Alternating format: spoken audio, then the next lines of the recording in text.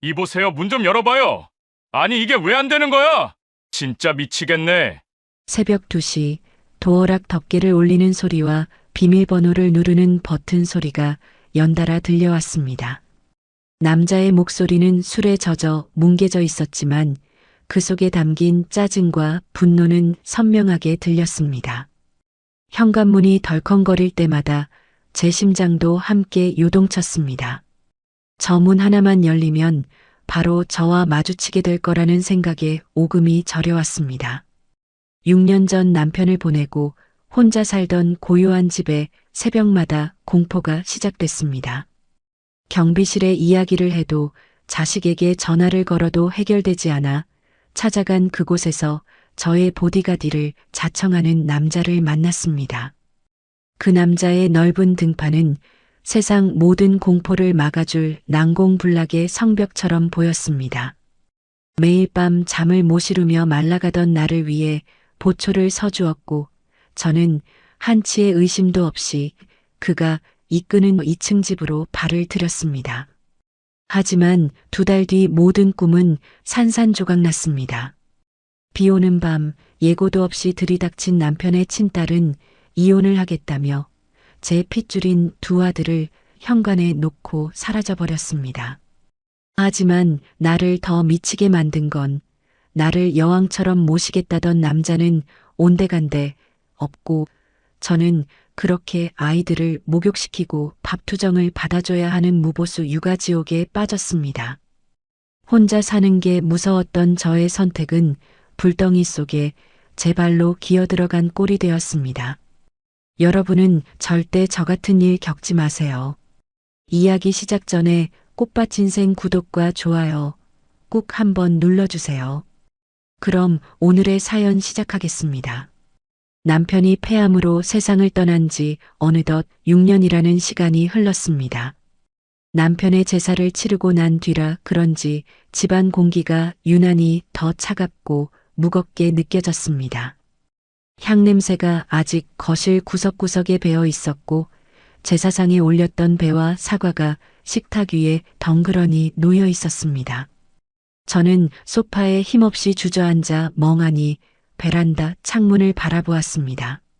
20평 남짓한 이 아파트가 오늘따라 넓게 느껴졌습니다. 남편이 살아있을 때는 둘이서 부대끼느라 좁다고 불평했던 공간이었습니다. 그런데 혼자가 되고 보니 이 작은 집조차 저를 삼켜버릴 듯한 적막으로 가득 차 있었습니다. 텔레비전을 켜볼까 하다가 그마저도 귀찮아 관두었습니다. 제 나이 어느덧 61살입니다. 남편이 남겨준 약간의 재산과 보험금으로 입에 풀칠은 하고 살고 있지만 마음의 허기는 무엇으로도 채워지지 않았습니다. 결혼한 자식들은 오늘 같은 제사나 명절, 생일 때만 잠시 얼굴을 비추고는 바쁘다는 핑계로 자주 보지 못합니다. 엄마 혼자 사는 거 괜찮냐고 물어봐주는 자식은 하나도 없습니다. 다들 제 살기 바쁜 탓이겠지요. 저는 무릎을 짚고 겨우 일어나 안방으로 들어갔습니다. 침대에 누웠지만 잠은 오지 않았습니다. 불면증은 남편을 보내고 생긴 고질병이었습니다. 천장을 바라보며 양을 세어보다가 결국 몸을 뒤척이며 벽시계를 바라보았습니다. 시간은 어느새 새벽 2시를 가리키고 있었습니다. 세상 모든 것이 잠든 시간 오직 저와 거실의 냉장고 돌아가는 소리만이 깨어있는 것 같았습니다. 바로 그때였습니다. 현관 쪽에서 들려온 날카로운 기계음이 고요를 찢어발겼습니다. 도어락 덮개를 올리는 소리였습니다. 잘못 들은 게 아닐까 싶어 숨을 멈추고 귀를 기울였습니다. 잠시 후 비밀번호를 누르는 버튼 소리가 연달아 들려왔습니다. 규칙적이지 않고 다급하게 눌러대는 소리였습니다. 심장이 덜컥 내려앉았습니다. 이 시간에 올 사람은 아무도 없었습니다. 아들이나 딸이라면 미리 전화를 했을 것이고 경비 아저씨가 이 새벽에 찾아올 리도 만무했습니다. 머릿속이 하얗게 변하고 손발이 차가워졌습니다. 비밀번호가 틀렸다는 경고음이 집안을 울렸습니다. 잘못 찾아온 취객이겠거니 생각하며 스스로를 달래보려 했습니다. 하지만 공포는 이성보다 빠르게 제 온몸을 지배했습니다. 침대에서 일어나려는데 다리가 후들거려 제대로 서기조차 힘들었습니다. 벽을 짚어가며 겨우 거실로 나갔습니다. 인터폰 화면이 까맣게 꺼져 있었습니다. 저는 떨리는 손가락으로 화면 버튼을 눌러 현관 앞을 확인했습니다. 화면 속에 낯선 남자의 뒷모습이 보였습니다. 헝클어진 머리카락에 헐렁한 점퍼를 입은 남자였습니다. 그는 몸을 제대로 가누지 못하고 비틀거리고 있었습니다. 남자는 다시 한번 도어락 덮개를 거칠게 올렸습니다. 비밀번호를 누르는 소리가 다시 한번 들려왔습니다. 이번에는 더 빠르고 신경질적이었습니다. 저는 입을 틀어막았습니다. 혹시라도 제 숨소리가 문 밖으로 새어나갈까봐 겁이 났거든요. 또다시 경고음이 울렸습니다. 그러자 남자가 문을 주먹으로 쾅쾅 두드리기 시작했습니다. 문 좀 열어줘요. 왜 비밀번호를 바꾸고 그래? 남자의 목소리는 술에 젖어 뭉개져 있었지만 그 속에 담긴 짜증과 분노는 선명하게 들렸습니다. 현관문이 덜컹거릴 때마다 제 심장도 함께 요동쳤습니다.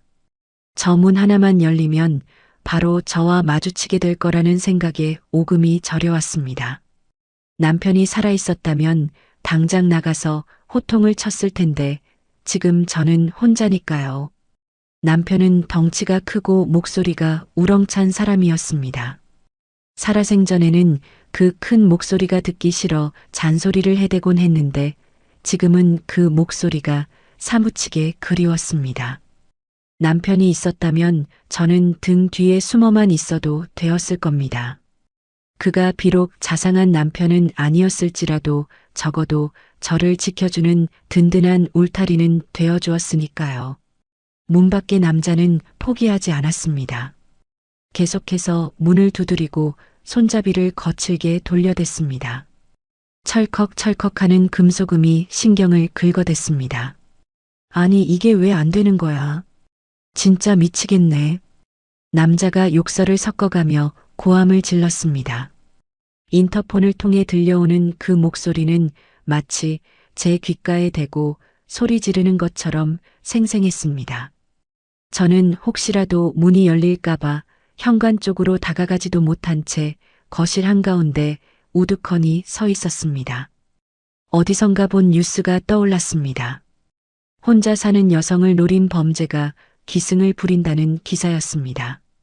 그때는 남의 일이라 생각하고 혀를 찼는데 그게 제 일이 될 줄은 꿈에도 몰랐습니다. 이 아파트는 지은 지 오래되어 방음이 잘 되지 않았습니다. 옆집이나 윗집에서 이 소동을 들었을 법도 한데 아무도 나와보지 않았습니다. 시간이 얼마나 흘렀는지 모릅니다.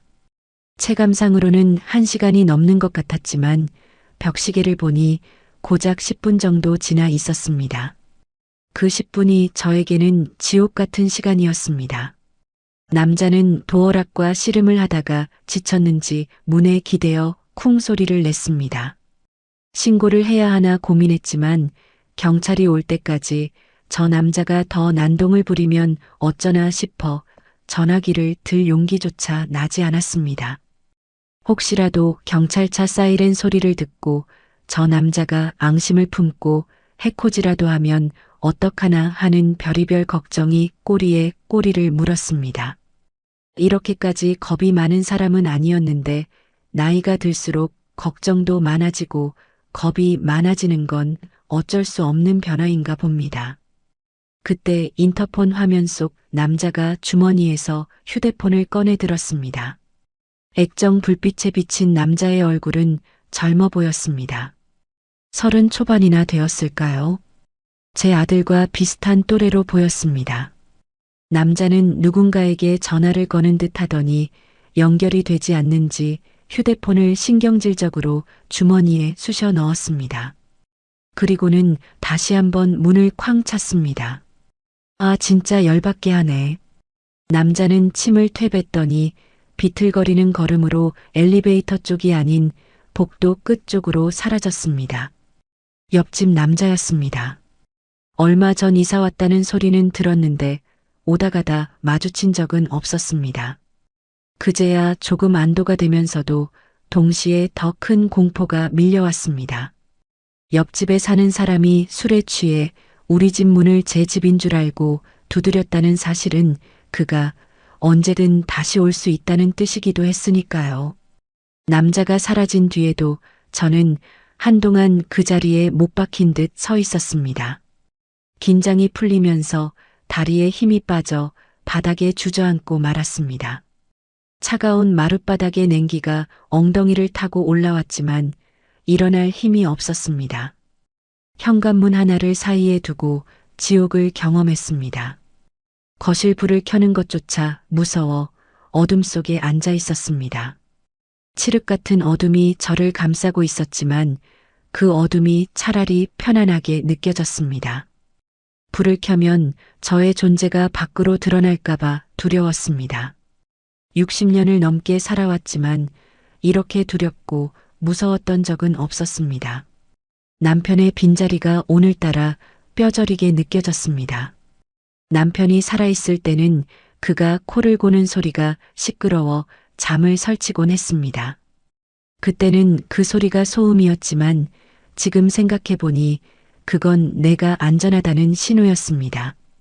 옆에 나를 지켜줄 사람이 숨쉬고 있다는 증거였습니다. 그 평범하고 당연했던 일상이 얼마나 소중한 것이었는지 이제야 깨닫네요. 다시 시계를 보니 새벽 3시를 향해 가고 있었습니다.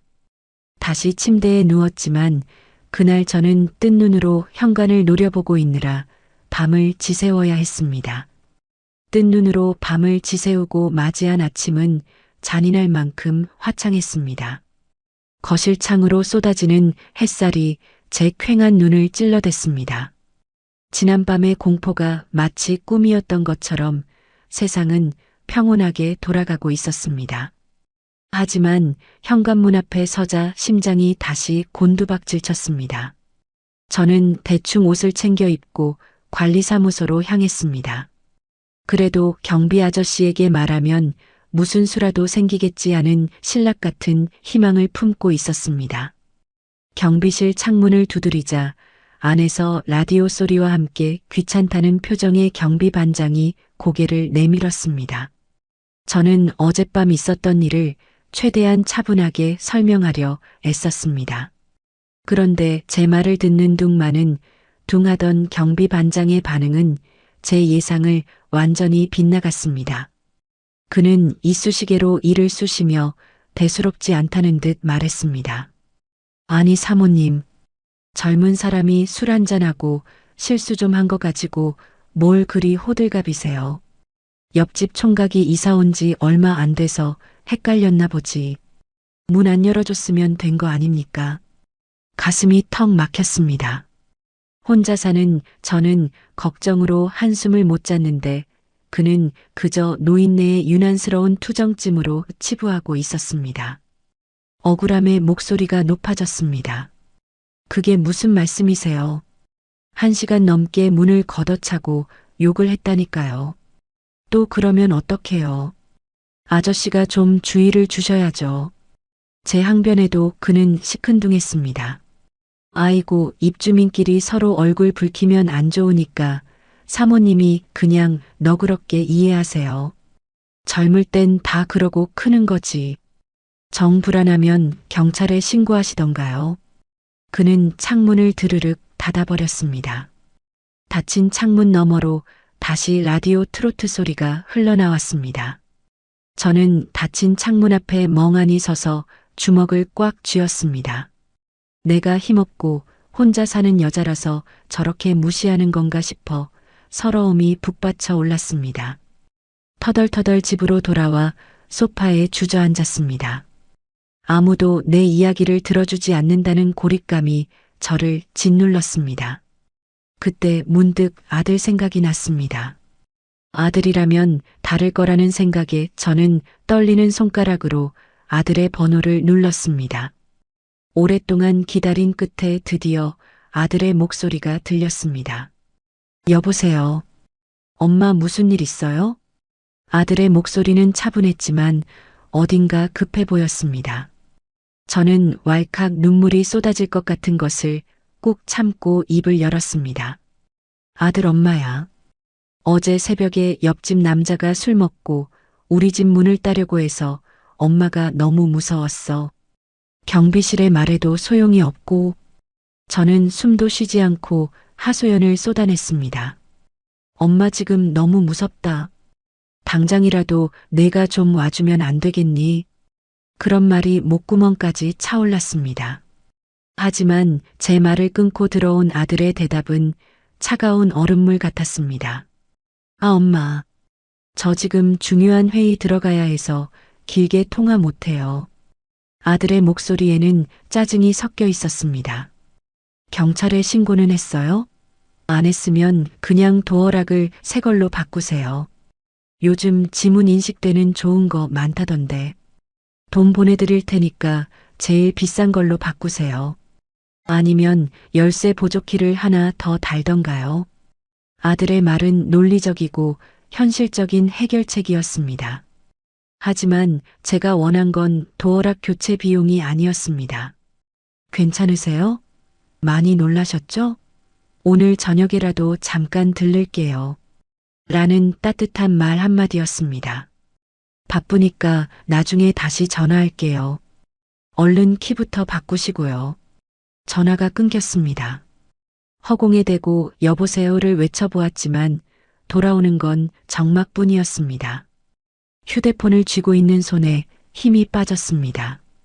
아들에게 저는 그저 귀찮은 짐일 뿐이라는 사실을 확인사살 당한 기분이었습니다. 남편이 남겨준 돈으로 자식들에게 손 벌리지 않고 산다고 자부해왔지만 너무 도움을 받지 않았던 제 탓일까요?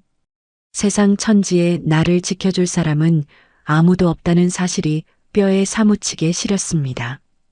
오후가 되어서야 냉장고가 텅 비었다는 사실을 깨닫고 장을 보기 위해 집을 나섰습니다. 엘리베이터 버튼을 누르고 기다리는데 옆집에서 문이 열리는 순간 저는 헉하고 숨을 들이켰습니다.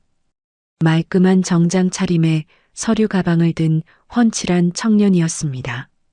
하지만 저는 단번에 알아볼 수 있었습니다. 그 체격, 그 머리 스타일. 바로 어젯밤 우리 집 문을 부술 듯 두드렸던 그 남자였습니다. 저는 함께 엘리베이터를 타야 하나 말아야 하나 망설이며 쭈뼛거렸습니다. 남자가 먼저 타 열린 버튼을 누른 채 저를 의아하게 바라보았습니다.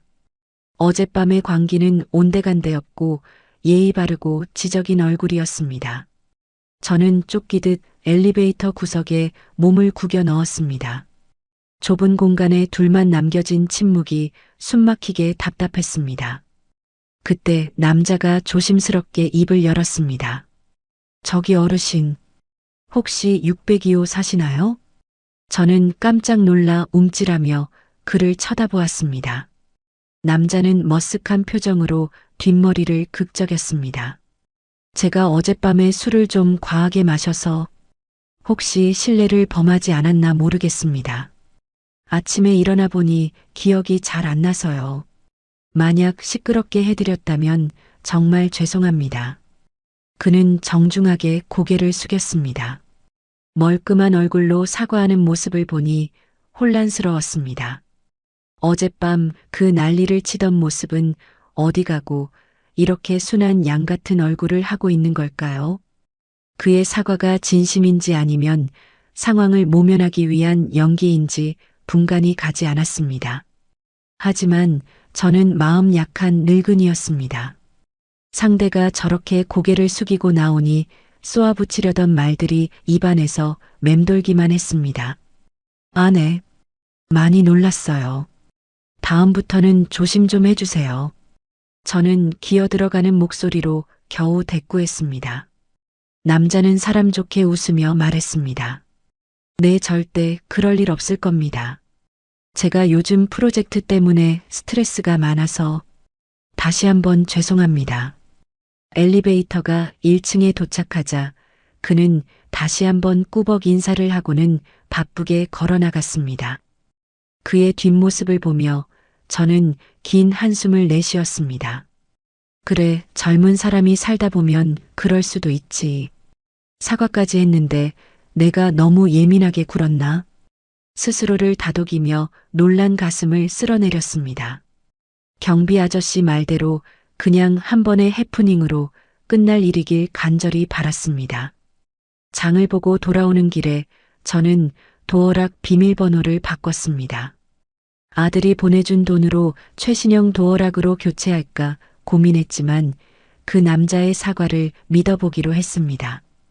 그날 저녁 저는 평소보다 일찍 잠자리에 들었습니다. 하지만 그 믿음이 얼마나 어리석은 것이었는지 깨닫는 데는 그리 오랜 시간이 걸리지 않았습니다. 새벽 1시 무렵 익숙하고 끔찍한 기계음이 고요한 집안을 다시 한번 울렸습니다. 저는 감전된 사람처럼 침대에서 벌떡 일어났습니다. 꿈이길 바랐습니다. 하지만 소리는 현실이었습니다. 문 밖에서 쿵쿵거리는 소리와 함께 어젯밤보다 더 거친 욕설이 들려왔습니다. 아씨, 왜 안 열려? 열어. 문 열란 말이야.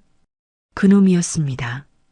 낮에 엘리베이터에서 세상 착한 얼굴로 죄송하다고 고개를 숙이던 그 청년이 다시 괴물로 변해 돌아온 것입니다. 술만 마시면 인격이 바뀌는 이중인격자인 걸까요? 어느 쪽이든 저에게는 재앙이었습니다. 어제보다 더 거세진 발길질에 현관문이 덜컹거렸습니다. 저는 이불을 머리끝까지 뒤집었었습니다. 밤새 공포에 떨며 저는 깨달았습니다. 기다림은 답이 아니었습니다. 누군가의 자비나 도움을 바라는 것은 사치였습니다. 이 두려운 상황에서 벗어나려면 내가 변해야 했습니다. 다음 날 아침 해가 뜨자마자 저는 집을 뛰쳐나왔습니다. 아파트 게시판 앞을 지나가다가 우연히 전단지 하나가 눈에 들어왔습니다. 평소 같으면 거들떠보지도 않았을 문화센터 홍보물이었습니다. 알록달록한 글씨들 사이에서 단 하나의 단어가 제 눈에 꽂혔습니다. 시니어 호신술 교실 내 몸은 내가 지킨다. 전직 경찰 지도. 마치 물에 빠진 사람에게 던져진 밧줄처럼 보였습니다. 호신술이라니 61살 먹은 할머니가 배우기엔 가당치도 않은 운동일지 모릅니다. 하지만 지금 저에게는 체면 따위 중요하지 않았습니다. 저는 전단지를 낚아채듯 뜯어냈습니다. 내 안전은 내가 돈 내고 배워서 챙기겠다는 오기가 도끼처럼 피어올랐습니다. 저는 전단지를 가슴에 품고 문화센터를 향해 걷기 시작했습니다. 어제와는 달리 제 발걸음에는 비장한 힘이 실려 있었습니다. 더 이상 문 뒤에 숨어서 떨기만 하는 겁쟁이로 살고 싶지 않았으니까요. 문화센터 지하 1층에 위치한 다목적실 문을 여는 순간 후끈한 열기와 땀 냄새가 훅 끼쳐왔습니다. 쭈뼛거리며 들어선 그곳은 제가 평생 발 디뎌본 적 없는 낯선 세상이었습니다. 형광등 불빛 아래 하얀 도복을 입은 노인들이 기합 소리를 지르며 허공을 향해 주먹을 내지르고 있었습니다. 저는 마치 잘못 찾아온 이방인처럼 입구에 서서 나갈까 말까를 수십 번 고민했습니다. 61살의 나이에 호신술이라니 남들이 알면 주책이라고 비웃을 게 뻔했습니다. 하지만 어젯밤 현관문을 부술듯이 두드려대던 옆집 남자의 광기 어린 눈빛을 떠올리자 돌아나갈 용기가 사라졌습니다. 그때였습니다. 교실 한가운데서 호랑이 같은 목소리가 터져 나왔습니다. 목소리가 그것밖에 안 나옵니까? 악을 쓰세요, 악을. 그 목소리의 주인공은 강단에 서 있는 건장한 체격의 남자였습니다. 희끗희끗한 머리카락을 짧게 깎아 넘긴 그는 70이 다 된 나이라고는 믿기지 않을 만큼 꼿꼿한 자세를 하고 있었습니다. 떡 벌어진 어깨와 두툼한 가슴 근육이 도복 위로 고스란히 드러나 보였습니다. 저는 구석자리에 짐을 내려놓고 엉거주춤하게 그들을 따라하기 시작했습니다. 하지만 평생 밥하고 빨래만 하던 몸이 마음대로 움직일 리 없었습니다. 주먹을 뻗으면 어깨가 쑤셨고 발을 구르면 무릎이 시큰거렸습니다. 무엇보다 입 밖으로 기합 소리를 내는 것이 너무나 부끄러웠습니다. 그때 최장수 강사가 제 쪽으로 성큼성큼 다가왔습니다.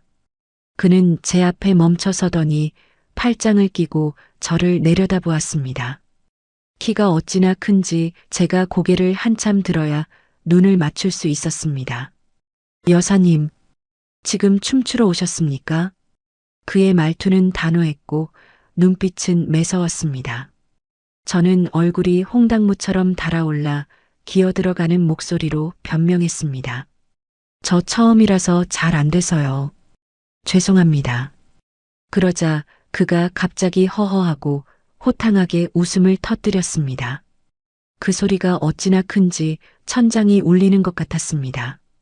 그는 제 어깨를 툭 치며 말했습니다. 죄송할 게 뭐 있습니까? 처음엔 다 그런 거죠. 그런데 여사님 눈에 도끼가 없어요. 호신술은 힘으로 하는 게 아닙니다. 기세입니다, 기세. 내가 너를 죽이지 않으면 내가 죽는다 하는 기세가 있어야 상대가 겁을 먹는 겁니다.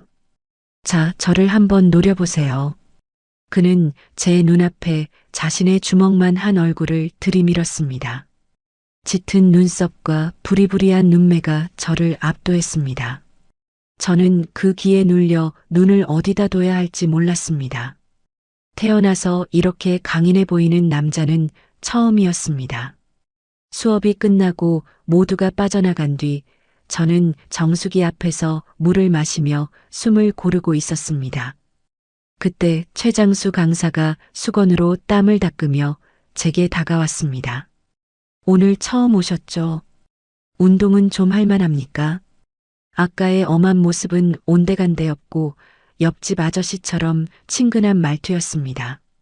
저는 물컵을 만지작거리며 솔직하게 털어놓았습니다. 사실 운동을 배우러 온 게 아니라 살려고 왔어요. 살려고요? 그가 의아한 표정으로 되물었습니다. 저는 본물 터지듯 지난 며칠간 겪었던 일을 이야기하기 시작했습니다. 새벽 2시마다 문을 두드리는 옆집 남자 이야기, 경찰도 경비실도 아들도 아무도 도와주지 않는 현실, 그리고 매일 밤 현관문 앞에서 떨고 있는 저의 처지까지 이야기를 하는 내내 제 손은 덜덜 떨리고 있었습니다. 낯선 남자 앞에서 이렇게 구구절절 하소연을 하는 게 창피했지만 누군가라도 제 이야기를 들어주길 간절히 바랐던 것 같습니다. 제 이야기를 듣는 최장수의 표정이 점점 굳어졌습니다. 그는 수건을 바닥에 내동댕이 치더니 버럭 소리를 질렀습니다. 뭐 그런 놈이 다 있습니까? 아니, 경비원은 뭐하고 자식 새끼들은 뭐하는 거야? 혼자 사시는 여사님이 얼마나 무서웠으면 여기까지 찾아오셨겠어. 그는 마치 자기 일인 양 얼굴을 붉히며 분개했습니다. 제 아들조차 바쁘다며 끊어버린 이야기를 그는 진지하게 듣고 같이 화를 내주고 있었습니다. 그 사실 하나만으로도 가슴에 맺혀있던 응어리가 녹아내리는 것 같았습니다. 그놈이 또 새벽에 오면 어떡합니까? 오늘 밤도 잠 못 주무실 텐데. 그가 심각한 표정으로 턱을 쓰다듬으며 고민에 잠겼습니다. 그러더니 무언가 결심한 듯 무릎을 탁 쳤습니다. 여사님, 잠깐만 기다리세요. 제가 해결해 드리겠습니다. 해결이라니요? 제 말은 듣지도 않고 그는 탈의실로 뛰어들어갔습니다. 잠시 후 그는 큼지막한 공구 가방을 들고 나타났습니다. 도복 대신 말끔한 등산복 차림으로 갈아입은 그는 저를 향해 씩 웃어 보였습니다. 가시죠. 제가 댁까지 모셔다 드리겠습니다. 저는 얼떨결에 그의 차 조수석에 올라탔습니다. 낯선 남자의 차를 타는 것이 꺼려질 법도 했지만 그 순간만큼은 그가 백마탄 기사처럼 느껴졌습니다. 아파트에 도착해 엘리베이터를 타는 동안 제 심장은 쿵쾅거렸습니다. 혹시라도 옆집 남자와 마주치면 어쩌나 하는 걱정과 최장수 씨가 옆에 있다는 안도감이 뒤섞여 묘한 긴장감을 만들어냈습니다. 엘리베이터 문이 열리고 복도로 들어서자마자 익숙한 공포가 밀려왔습니다. 굳게 닫힌 601호 옆집 문을 보자마자 숨이 막혀왔습니다. 최장수 씨는 제 집 현관문 앞에 서서 주변을 둘러보았습니다. 그리고는 혀를 찢찢 찼습니다. 낡은 아파트라 방범이 취약하구만. 여사님 걱정 마세요. 제가 여기다가 완벽한 방어막을 쳐드릴 테니까. 그는 공구 가방에서 주먹만 한 검은 물체를 꺼냈습니다. CCTV 카메라였습니다. 깜짝 놀라 물었습니다.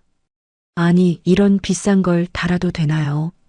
이런 거 하나만 달아놔도 효과는 만점이에요. 별로 비싼 건 아니고 핸드폰으로 연결해서 보실 수 있어요. 저도 집 앞에 달아놓으려고 몇 개 사놨는데 마침 잘 됐죠. 그는 능숙한 솜씨로 현관문 위쪽 천장에 카메라를 설치했습니다. 드릴 소리가 복도를 울렸지만 그는 개의치 않았습니다. 설치가 끝나자 그는 빨간 불빛이 깜빡거리는 카메라를 만족스럽게 바라보았습니다. 그리고 가방에서 노란색 스티커 한 장을 더 꺼냈습니다. 방범 시스템 작동 중. 특별 순찰 구역. 그가 큼지막한 글씨가 쓰인 스티커를 현관문 정중앙 눈높이에 딱 붙였습니다. 그놈이 또 와서 문을 두드리면 이 카메라가 다 찍고 있다고 생각해서 도망갈 겁니다. 그리고 이 스티커를 보면 누군가 수시로 왔다 갔다 하는 줄 알고 겁먹겠죠. 그의 든든한 목소리에 마음속 깊은 곳에 박혀있던 불안의 뿌리가 뽑혀나가는 기분이었습니다. 그저 스티커 한 장 붙였을 뿐인데 제 낡은 현관문이 난공불락의 성벽처럼 단단해 보였습니다. 그때였습니다. 옆집 601호 문이 덜컥 열리는 소리가 났습니다. 제 몸이 조건반사적으로 움츠러들었습니다. 옆집 남자 도연이 쓰레기 봉투를 들고 나오다가 저희 쪽을 보고 멈칫했습니다. 부스스한 머리에 슬리퍼를 신은 그는 현관 앞에 서 있는 거구에 최장수 씨와 눈이 마주치자 당황한 기색이 역력했습니다. 최장수 씨는 저를 등 뒤로 감추듯 한 걸음 앞으로 나섰습니다. 그리고 도연을 향해 매서운 눈빛을 쏘아붙였습니다. 거기 청년. 도연이 흠칫 놀라 어깨를 떨었습니다. 최장수 씨의 목소리는 낮고 굵었지만 쩌렁쩌렁하게 복도를 울렸습니다. 여기 사시는 분이 내 누님 되시는데 밤마다 누가 문을 두드려서 잠을 못 주무신다고 하네. 내가 전직 강력계 형사 출신이라 범인 잡으려고 카메라 달아놨으니까 혹시 수상한 놈 얼쩡거리는 거 보면 바로 신고 좀 해줘. 알겠지? 그것은 부탁이 아니라 명백한 경고였습니다. 최장수 씨는 일부러 형사라는 단어에 힘을 주어 말했습니다. 도연의 시선이 현관문 위에서 번쩍거리는 빨간 불빛과 대문에 붙은 노란 스티커 그리고 산만한 덩치의 최장수 씨에게 번갈아 머물렀습니다. 그의 얼굴이 하얗게 질리는 게 보였습니다. 아, 네, 알겠습니다. 죄송. 아니 수고하세요. 도연은 횡설수설하며 황급히 쓰레기도 버리지 못한 채 다시 집 안으로 도망치듯 들어갔습니다. 쾅 하고 닫히는 옆집 문소리가 그렇게 통쾌할 수가 없었습니다. 최장수 씨가 껄껄 웃으며 돌아섰습니다. 보셨죠? 저런 놈들은 강하게 나가야 꼬리를 내리는 법입니다. 이제 발 뻗고 주무세요.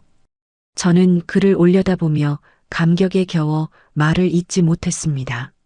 남편이 죽고 난 뒤 처음으로 느껴보는 든든함이었습니다. 투박하고 거친 손길이었지만 그 안에 담긴 배려가 너무나 따뜻하게 다가왔습니다. 정말 감사합니다. 이 은혜를 어떻게 갚아야 할지 모르겠어요. 차라도 한잔하고 가세요.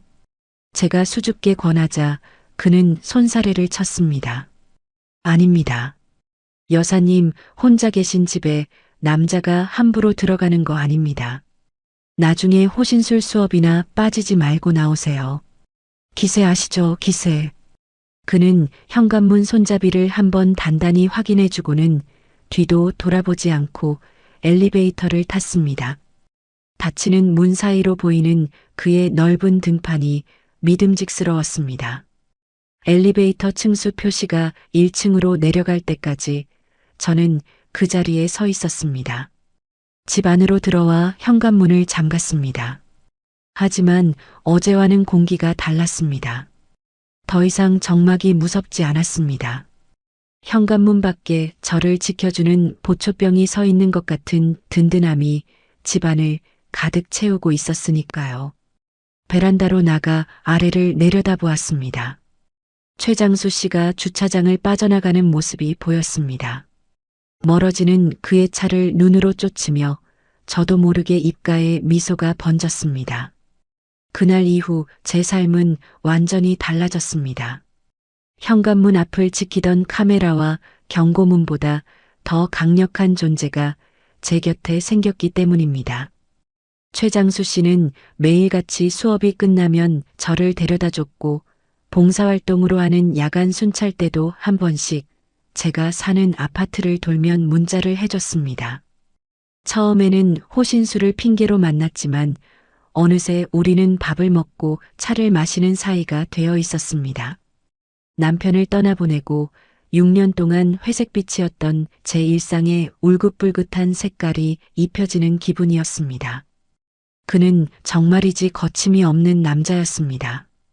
제가 무거운 장바구니를 들고 가기라도 하면 어디선가 나타나 번쩍 들어주었고 식당에 가면 종업원을 불러 여기 여사님 드실 거니까 제일 좋은 고기로 줘요. 라고 호통치듯 주문했습니다. 그 호탕함이 저를 설레게 했습니다. 무엇보다 저를 보호받아야 할 여자로 대해주는 그 태도가 좋았습니다. 61살 나이에 여자 대접을 받는다는 게 주책인 줄 알면서도 제 심장이 다시 뛰는 걸 멈출 수가 없었습니다. 어느 맑은 날 장수 씨가 저를 근사한 레스토랑으로 데려갔습니다. 칼질이라곤 결혼식 뷔페에서나 해봤던 저는 포크와 나이프를 쥐는 손이 어색해 땀이 났습니다. 그런 저를 보며 그는 껄껄 웃더니 제 접시를 가져가 고기를 큼직하게 썰어 주었습니다. 여사님, 아니 선자씨, 이제 남은 인생 좀 즐기면서 삽시다. 제가 보디가드가 되어주겠다는데 왜 자꾸 마음의 문을 활짝 안 여는 겁니까? 그의 직설적인 고백에 얼굴이 화끈 달아올랐습니다. 보디가드. 그 단어가 주는 안도감이 달콤한 솜사탕처럼 제 귀에 감겼습니다. 저 같은 여자가 뭐가 좋다고 그러세요? 가진 것도 없고 몸도 약하고. 제가 말끝을 흐리자 그가 식탁을 탁 치며 정색했습니다. 인생 60부터라는데 이제 시작이죠. 그리고 여자는 남자가 지켜주는 겁니다. 바깥일 험한 일은 다 남자가 알아서 할 테니 선자 씨는 그저 집에서 안전하게 살았으면 하는 마음인 거죠.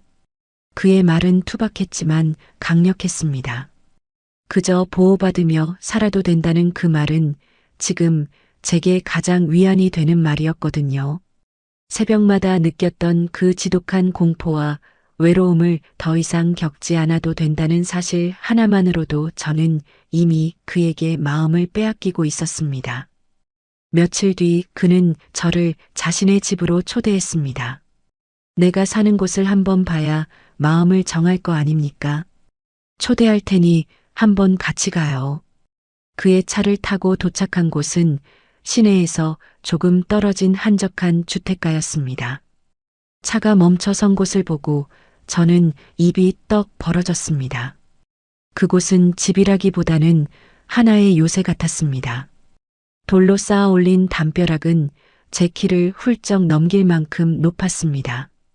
대문은 어른 2명이 밀어도 꿈쩍 않을 것 같은 육중한 검은색 철문이었습니다. 장수 씨가 리모컨을 누르자 웅장한 기계음과 함께 철문이 서서히 열렸습니다. 마당에 들어서자마자 개 짖는 소리가 귀청을 때렸습니다. shepherd 한 마리가 목줄을 팽팽하게 당기며 우리를 향해 지저대고 있었습니다. 저는 기겁했지만 장수 씨가 굵은 목소리로 소리치니 잠잠해지더군요. 이 녀석이 웬만한 장정 3사람 몫은 합니다. 도둑놈이 들어오려다가도 이놈 소리만 듣고 오줌을 지리죠. 걱정 마세요. 주인이 지키라고 한 사람은 절대 안 묻니다. 저는 떨리는 가슴을 진정시키며 집을 둘러보았습니다. 2층 집은 구석구석 빈틈이 없었습니다. 현관 입구부터 창문마다 방범창이 촘촘하게 설치되어 있었고 마당 곳곳에는 진짜 CCTV가 4대나 돌아가고 있었습니다. 거실에 들어서니 벽면에 설치된 모니터 4개에서 집 주변 상황이 실시간으로 중계되고 있었습니다. 어떻습니까? 이 정도면 안전하지 않겠습니까? 여기는 파리 새끼 한 마리도 내 허락 없이는 못 들어옵니다. 선자 씨가 그 좁은 아파트에서 떨고 있을 때마다 내가 얼마나 속이 터졌는지 아십니까?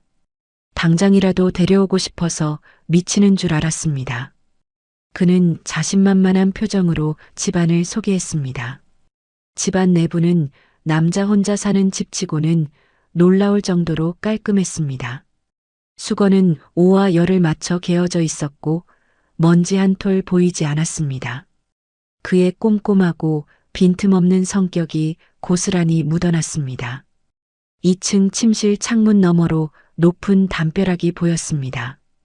그 담벼락은 바깥 세상의 위협으로부터 이곳을 철저하게 차단하고 있었습니다. 그 아늑한 고립감이 저에게는 더할 나위 없는 평화로 다가왔습니다. 낡은 아파트의 얇은 현관문 하나에 의지해 밤새 떨던 기억이 마치 전생의 일처럼 느껴졌습니다. 여기라면 나는 안전할 수 있겠구나. 그런 확신이 들었습니다. 하지만 재혼은 저 혼자만의 문제가 아니었습니다. 자식들의 반응이 걱정되었습니다. 혹시라도 엄마가 재산 때문에 노망났다고 반대하면 어쩌나 싶어 며칠을 끙끙 앓다가 조심스럽게 자리를 마련했습니다. 한정식집 룸에서 아들과 며느리, 딸, 그리고 장수 씨가 처음으로 대면했습니다. 분위기는 제 예상과는 전혀 딴판으로 흘러갔습니다.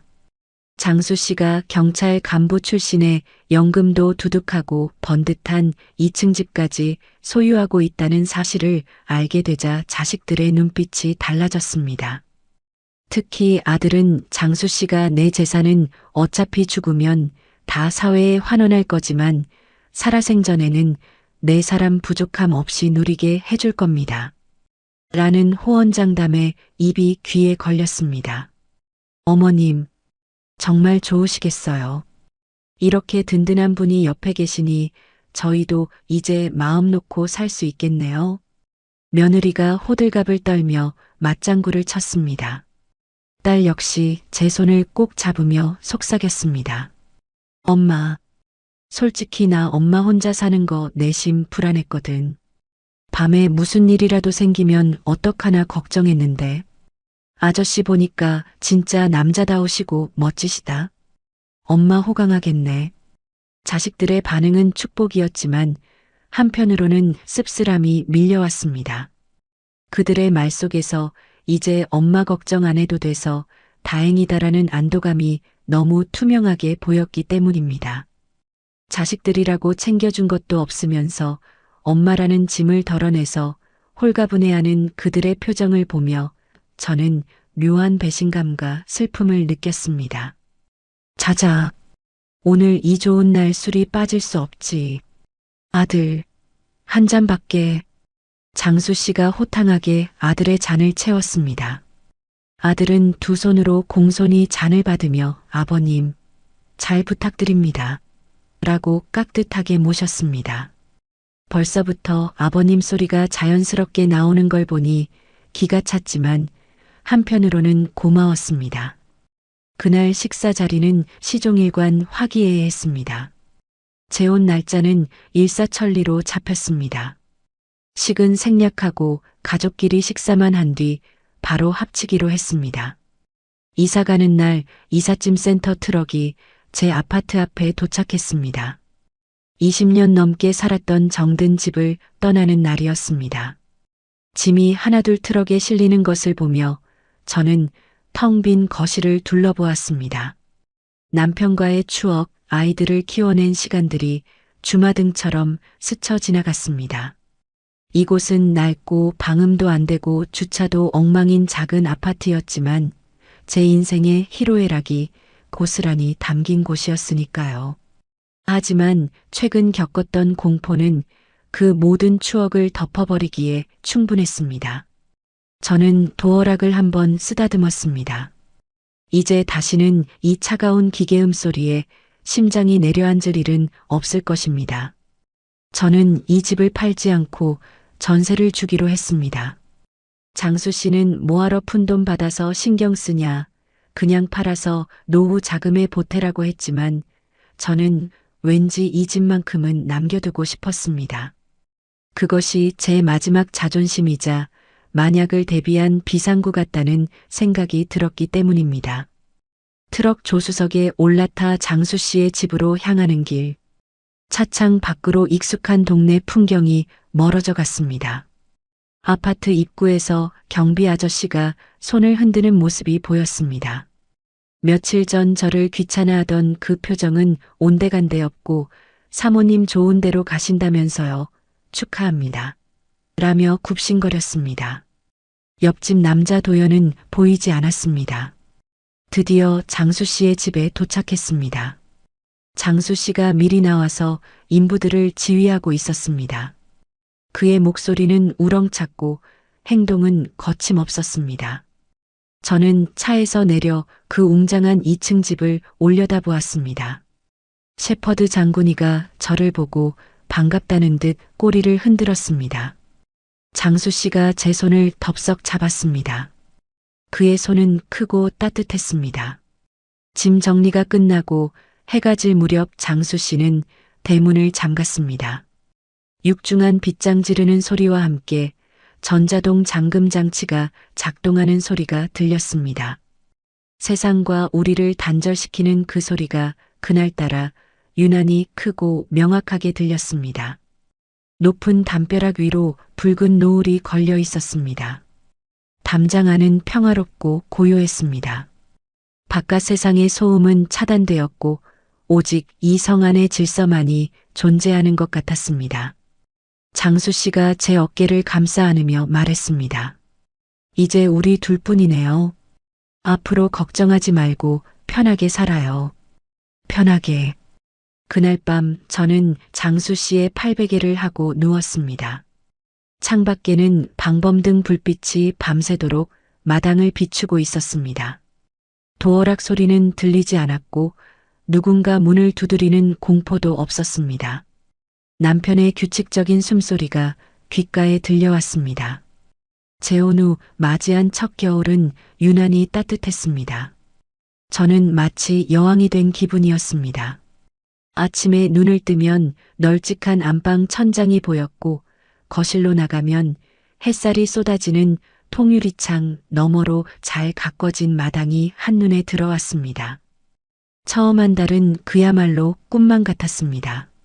장수 씨는 저를 위해 아침마다 직접 원두를 갈아 커피를 내려주었고 저녁이면 제 발을 주물러주며 다정하게 속삭였습니다. 그 투박한 손길이 어찌나 따뜻하던지 새벽마다 저를 괴롭히던 도어락 소리는 이제 기억조차 나지 않았습니다. 셰퍼드 장군이가 마당을 지키고 있고 천하장사 같은 남편이 옆에 누워 있으니 세상 그 무엇도 두렵지 않았습니다. 그러던 어느 날 장수 씨가 뜬금없이 커다란 팜플렛을 들고 왔습니다. 그의 표정은 어린아이처럼 들떠 있었습니다. 여보, 이것 좀 봐봐. 죽이지 않아요? 그가 펼쳐 보인 것은 최신형 캠핑카 광고지였습니다. 비싼 최고급 모델이었습니다. 갑자기 캠핑카는 왜요? 제가 의아해서 묻자 그는 눈을 반짝이며 말했습니다.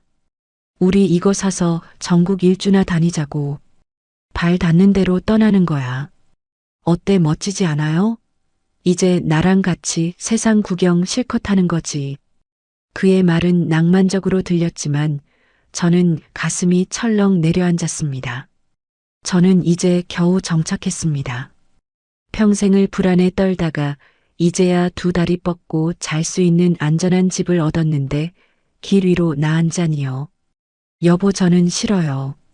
이제 나이도 있고 집에서 편하게 지내고 싶어요. 그리고 이 좋은 집 놔두고 왜 사서 고생을 해요. 허참, 당신은 참 꿈도 없고 낭만도 없어. 사람이 왜 그렇게 꽉 막혔어? 내가 다 알아서 한다니까. 그는 화를 내며 안방으로 들어가 버렸습니다. 닫힌 방문을 바라보며 저는 멍하니 서 있었습니다. 그의 환한 뒷모습에서 묘한 불안감이 느껴졌습니다. 단순히 여행을 가고 싶어서가 아니라 무언가로부터 도망치고 싶어 하는 사람처럼 보였기 때문입니다. 그의 눈빛이 흔들리고 있었습니다. 그날 밤이었습니다. 우리는 냉랭한 분위기 속에서 잠자리에 들었습니다. 장수 씨는 등을 돌리고 누워 코를 골기 시작했습니다. 저는 잠이 오지 않아 뒤척이다가 목이 말라 거실로 나갔습니다. 물을 마시고 돌아오려는데 안방에서 휴대폰 진동 소리가 들렸습니다.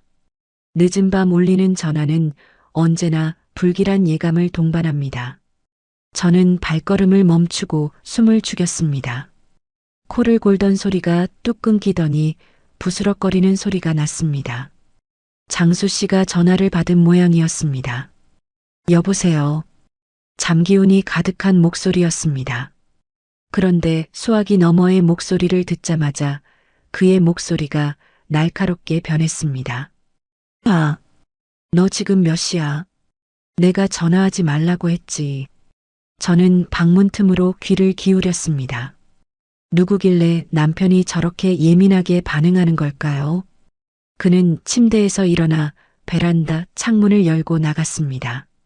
찬바람이 들어오는 소리가 났지만 그는 추운 줄도 모르고 통화를 이어갔습니다. 안 돼. 절대 안 돼. 내가 알아서 해야지. 그걸 왜 나한테 떠넘겨.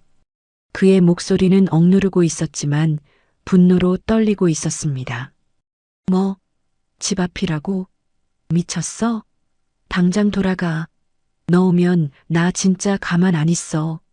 누구랑 통화를 하는 걸까요? 그리고 집 앞이라니요.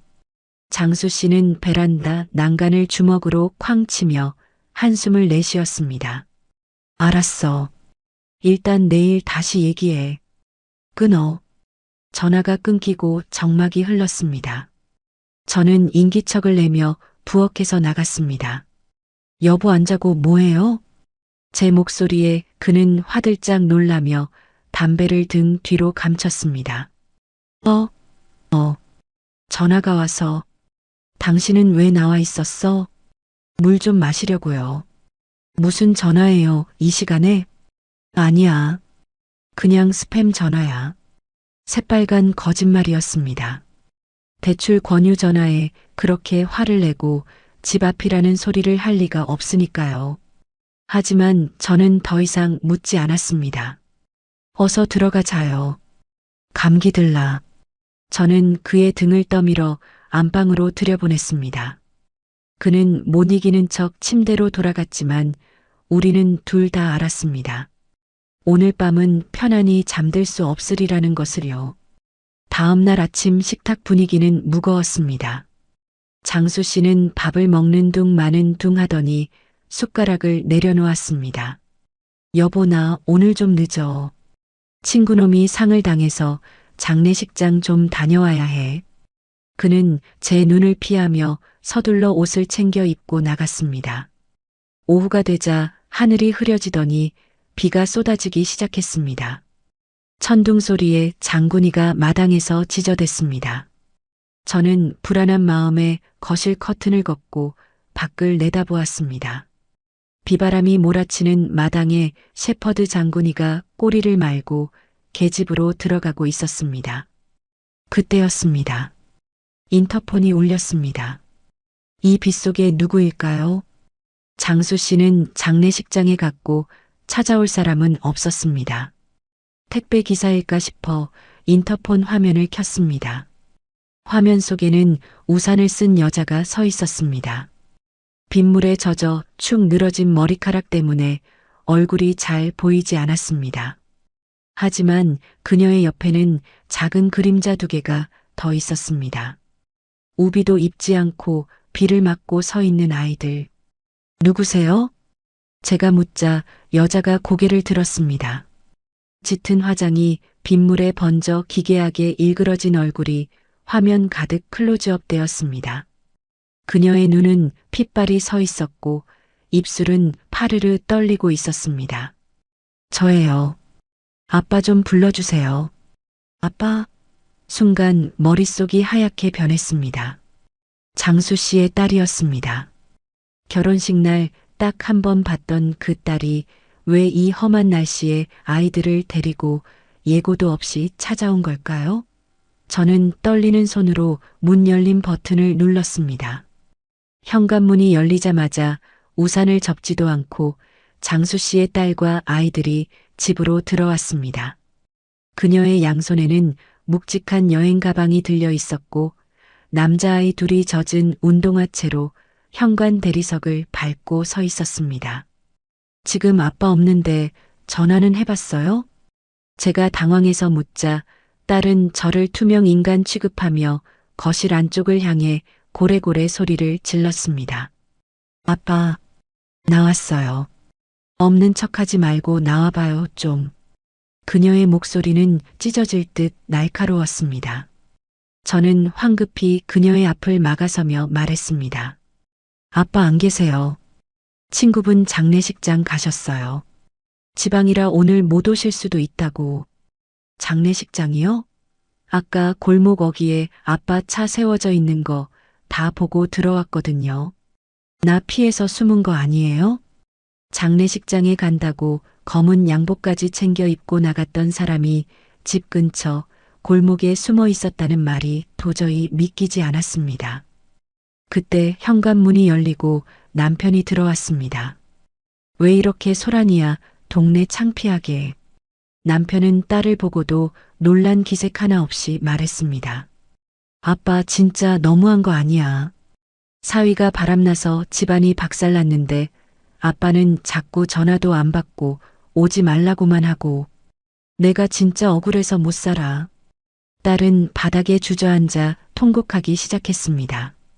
아이고, 내 팔자야 소리를 지르며 바닥을 치는데 그 모습이 너무나 처절해서 차마 볼 수가 없었습니다. 남편은 귀찮다는 듯 인상을 찌푸렸습니다. 그래서 나보고 어쩌라고. 애들은 내가 키우겠다고 했으면 내가 알아서 해야지 왜 다 늙은 아비한테 자꾸 이래. 남편의 매정한 말에 딸이 벌떡 일어났습니다. 그녀의 눈에서 불꽃이 튀는 것 같았습니다. 이혼 정리될 때까지만 아빠가 손주들 좀 맡아줘. 나도 따로 나와서 살아야 되는데 자리 잡을 때까지만 좀 봐달라는 건데 왜 자꾸 피하기만 해? 그녀는 현관에 서 있는 아이들을 거실 한복판으로 떠밀었습니다. 아이들은 쭈뼛거리며 할아버지와 저를 올려다보았습니다. 큰 아이는 8살, 작은 아이는 6살이라고 들었습니다. 비에 젖은 생쥐꼴을 하고 있는 아이들의 눈망울이 불안하게 흔들렸습니다. 아, 너 지금 제정신이야. 애들을 두고 어딜 가겠다는 거야. 남편이 버럭 소리를 질렀지만 딸은 들은 척도 하지 않았습니다. 그녀는 아이들을 남겨두고 현관으로 몸을 돌렸습니다. 몰라. 나도 당장은 어쩔 수가 없으니까 아빠가 조금만 봐줘. 아빠 손주잖아. 그녀는 저를 쏘아보며 한마디를 툭 던졌습니다. 어머니, 우리 애들 밥 좀 잘 챙겨주세요. 살림 잘한다고 아빠가 입이 마르도록 자랑하던데 그 말을 끝으로 그녀는 바람처럼 사라졌습니다. 현관문이 쾅 닫히고 도어락이 잠기는 소리가 들렸습니다. 거실에는 정적만이 감돌았습니다. 저와 남편 그리고 덩그러니 남겨진 두 아이. 저는 이 기막힌 상황을 어떻게 받아들여야 할지 몰라 멍하니 서 있었습니다. 남편이 장례식장에 간다고 거짓말을 하고 숨어 있었던 이유가 바로 이것 때문이었음을 그제야 깨달았습니다. 그는 딸이 아이들을 데리고 올 것을 미리 알고 있었고 그 골치 아픈 상황을 피하고 싶었던 거겠죠. 여보, 이게 무슨 일이에요? 당신 다 알고 있었어요? 제가 떨리는 목소리로 묻자 남편은 채타고 혀를 차며 자세를 고쳐 앉았습니다.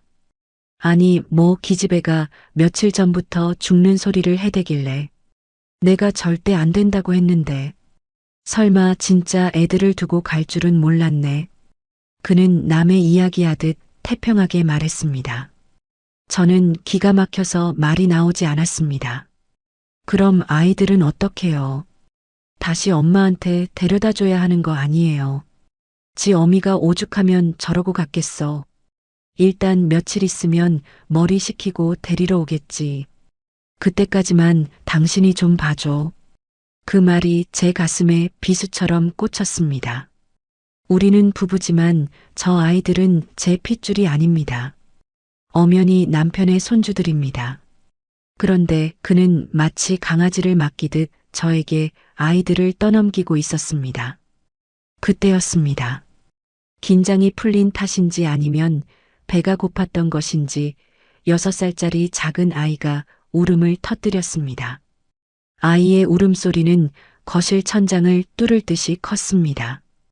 그러자 8살짜리 형도 덩달아 훌쩍거리기 시작했습니다. 두 아이의 울음소리가 합쳐지자 고요하던 집안은 순식간에 아수라장으로 변했습니다. 저는 어쩔 수 없이 아이들에게 다가갔습니다. 젖은 옷을 입고 떨고 있는 아이들을 보니 측은한 마음이 들지 않은 것은 아니었습니다. 하지만 그보다는 앞으로 닥칠 재앙에 대한 두려움이 더 컸습니다. 일단 씻고 옷부터 갈아입자. 제가 아이의 손을 잡으려 하자 8살짜리 큰 아이가 제 손을 탁 쳐냈습니다. 싫어. 할머니, 우리 할머니 아니잖아. 아이의 눈빛은 매서웠습니다. 벌써부터 저를 경계하고 있는 것이 분명했습니다. 우여곡절 끝에 아이들을 욕실로 데려가 씻기고 새 옷으로 갈아입혔습니다. 배가 고프다고 아우성을 치는 통에 급하게 밥상을 차렸습니다. 식탁에 앉은 아이들은 며칠 굶은 짐승처럼 밥을 허겁지겁 먹어치웠습니다. 밥알이 식탁 위로 튀고 국물이 옷에 흘러내렸지만 저는 말릴 엄두도 내지 못했습니다. 식사가 끝나자마자 아이들의 본색이 드러났습니다. 배가 부르고 몸이 따뜻해지자 아이들은 집안을 탐색하며 뛰놀기 시작했습니다. 8살짜리 민재가 거실 장식장에 놓인 도자기를 만지는 순간 저는 만지면 안 되고 눈으로만 보는 거라고 주의를 주기가 무섭게 아이는 들은 척도 하지 않고 도자기를 들어 올렸습니다. 6살짜리 민준이는 소파 위로 올라가 쿵쿵 뛰기 시작했습니다. 야호! 우리 집보다 훨씬 넓다. 형아, 나 잡아봐라. 아이들은 거실과 부엌을 오가며 술래잡기를 시작했습니다. 그들의 동선마다 재앙이 뒤따랐습니다. 식탁 의자가 넘어지고 화분이 넘어져 흙이 쏟아지고 깔끔하게 정돈되어 있던 신문들이 허공으로 날아다녔습니다. 저는 아이들을 쫓아다니며 하지 마라 그만해라 소리를 질렀지만 제 목소리는 그들의 소리에 묻혀버렸습니다. 이 평온했던 집은 순식간에 전쟁터가 되었습니다. 여보, 당신 가만히 있지 말고 애들 좀 말려봐요. 도자기 깨지겠어요. 제가 다급하게 소리쳤지만 남편은 소파에 모로 누워 코까지 골며 자는 척을 하고 있었습니다. 제 보디가드를 자처하며 든든한 척했던 그 남자는 온데간데 없었습니다. 그 순간 쨍그랑 하는 소리가 들려왔습니다. 우려했던 일이 터지고야 말았습니다. 민재가 들고 있던 도자기를 놓친 것입니다. 산산조각난 백자 파편이 거실 바닥에 흩어졌습니다. 순간 집안에 정적이 흘렀습니다. 자는 척하던 남편이 그제야 벌떡 일어났습니다. 아니 이게 무슨 소리야? 내 도자기. 야 이놈들아. 남편의 고함에 아이들은 흠칫 놀라는가 싶더니 이내 깨르르 웃으며 2층 계단으로 도망쳤습니다. 할아버지 메롱. 못 잡겠지. 아이들은 계단을 쿵쿵거리며 올라가 안방으로 사라졌습니다. 남편은 얼굴이 불그락푸르락해져서 씩씩거렸습니다. 여보 당신 뭐 했어? 저게 얼마짜린데? 그러니까 내가 애들 좀 보라고 했죠. 당신 손주들이잖아요. 당신이 말렸어야죠. 우리가 언성을 높이는 사이 2층에서는 아이들이 침대 위에서 뛰는 소리가 천장을 울리고 있었습니다. 밤이 깊었지만 아이들은 잠들 기미가 보이지 않았습니다. 낯선 환경에 대한 흥분 때문인지 아니면 불안한 가정환경 때문인지 아이들은 지칠 줄 모르고 날뛰었습니다. 냉장고 문을 열어 케첩을 바닥에 짜놓고 두루마리 휴지를 풀어 거실을 미라의 무덤처럼 만들어 놓았습니다. 저는 아이들을 쫓아다니며 치우고 또 치웠습니다. 허리가 끊어질 것 같고 무릎이 펴지지 않았습니다. 밤 12시가 넘어서야 아이들은 거실 바닥에 쓰러져 잠이 들었습니다. 천사 같은 얼굴로 잠든 아이들을 보니 허탈한 웃음만 나왔습니다. 남편은 이미 안방으로 들어간 지 오래였습니다. 저는 엉망진창이 된 거실 한 구석에 쭈그리고 앉았습니다. 창밖에는 여전히 비가 내리고 있었습니다. 금방 오겠지만 며칠간 이 지옥 같은 육아 전쟁터에서 과연 제가 살아남을 수 있을까요? 내일 아침이 오는 것이 두려웠습니다. 잠든 아이들이 깨어나는 순간 다시 시작될 전쟁이 끔찍했습니다. 새벽 6시 휴대폰 알람이 울리기도 전에 눈이 먼저 떠졌습니다. 커튼 틈으로 스며드는 새벽빛이 푸르스름하게 안방을 채우고 있었지만 제 몸은 천근만근이었습니다. 마치 젖은 솜니부를 온몸에 감고 있는 것처럼 무거웠습니다. 옆에서는 남편이 세상 모르고 코를 골며 자고 있었습니다.